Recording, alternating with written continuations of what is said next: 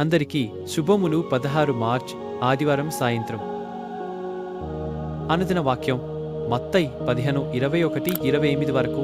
అప్పుడు యేసు అక్కడి నుంచి బయలుదేరి తూరు సీదోనుల ప్రదేశములకు వెళ్ళాను. అప్పుడొక కానాను స్త్రీ ఆ దేశం నుండి వచ్చి ఆయనను మొరపెట్టుకుని, ప్రభువా, దావీదు కుమారుడా, నన్ను కరుణించు, నా కుమార్తె దయగ్రస్తురాలై తీవ్రముగా బాధపడుచున్నది అనెను.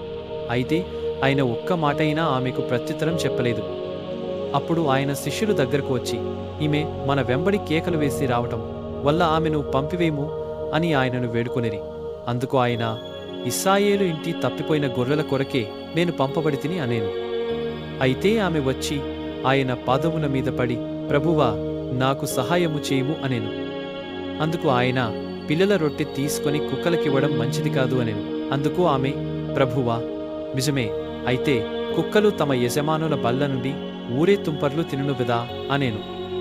అప్పుడు యేసు ఆమెతో, అమ్మా, నీ విశ్వాసము గొప్పది, నీకు నచ్చినట్లు కలుగును అనేను. ఆ గడియలోనే ఆమె కుమార్తె స్వస్థపడెను. ఈ సంఘటన ప్రార్థనలో స్థిరత్వం, వినయం మరియు విశ్వాసం ఎంత శక్తివంతమైనవో తెలియజేస్తుంది.